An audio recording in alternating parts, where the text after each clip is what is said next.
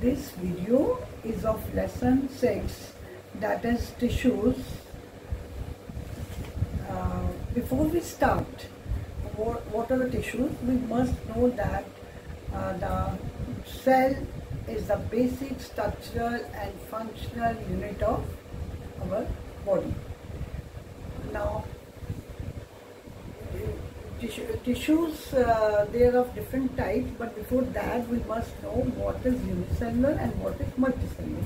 In unicellular organism, the organism is made up of only one kind of cell, and that single cell, as you see in case of amoeba, is able to perform all the functions. There is no division of labor. In multicellular organism, there is division of labor. That means different cells perform different functions. For example, muscle cells, they provide us movement. Nerve cells, they carry message. Blood, they distribute the food and nutrients.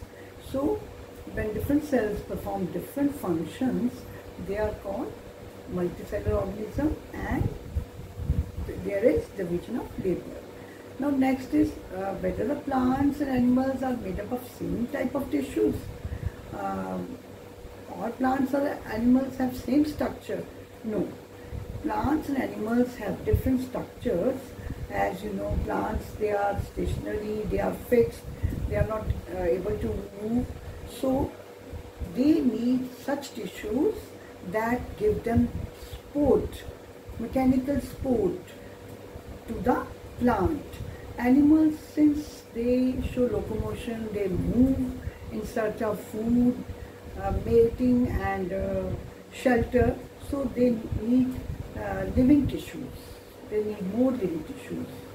Another difference is that in growth in plants is limited to certain regions only, whereas it is not so in case of animals.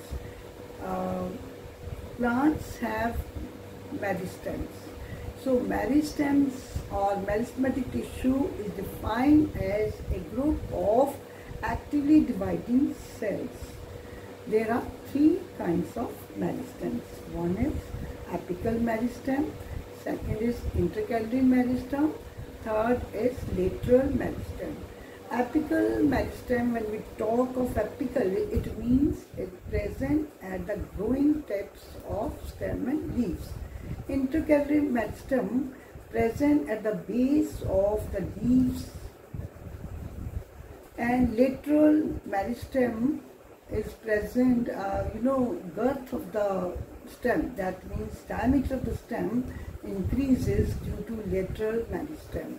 Lateral meristem is also known as cambium. So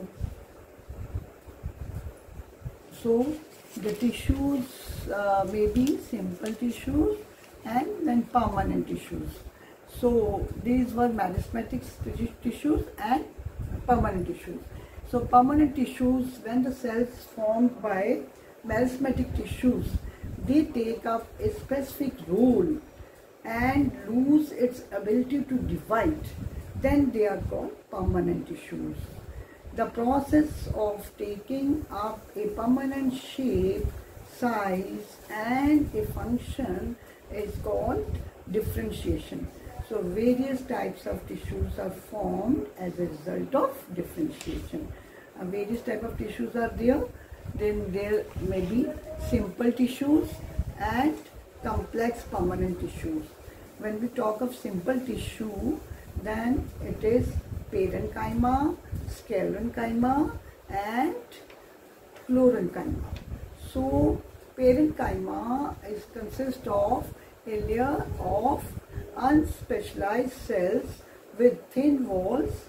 They are living cells and they are loosely arranged.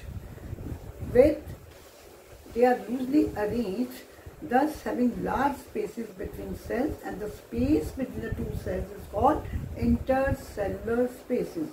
So parenchyma generally performs the storage function. For example, all stored foods like carrot, radish, turnip, they perform the storage function. So when this parenchyma contains chlorophyll, then its name is changed. Instead of parenchyma, we say it is chlorenchyma, means chlorophyll containing parenchyma. And when it contains air cavities, then it is called aerenchyma. Aeren refers to large air cavity present especially in aquatic plants. So collenchyma, the cells of this tissue are living, elongated and irregularly thickening. It provides flexibility. You know, it allows the bending of plants. Plants कैसे bend करते हैं, like tendrils and the stems of climbers without breaking. This is because of collenchyma. Then sclerenchyma. Sclerenchyma is present. Sclerenchyma provides the mechanical support or mechanical strength to the plant. It is dead tissue and it consists of thick walled cells with no intercellular spaces. So in these tissues, the only parenchyma is the living one. So next is animal tissues.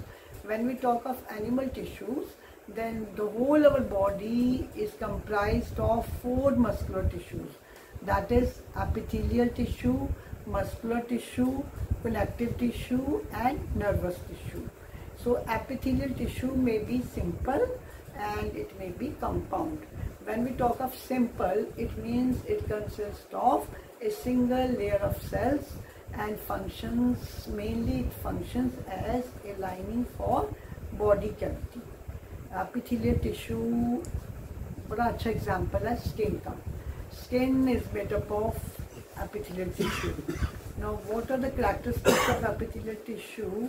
It is almost covering or outermost protective tissue. Cells are tightly packed with very little or no intercellular spaces, and cells form a continuous sheath. They are separated from each other by basement membrane. Basement membrane is very important membrane. It is present at the base. On the upper side, tissues are present. So this basement membrane, it supplies nutrients and blood to epithelial cells. So functions of epithelial cells are mainly protective in function. So today we have studied about the definition of tissue, types of tissues and meristans and introduction about animal tissues. Next we'll study about the animal tissues in detail. Thank you.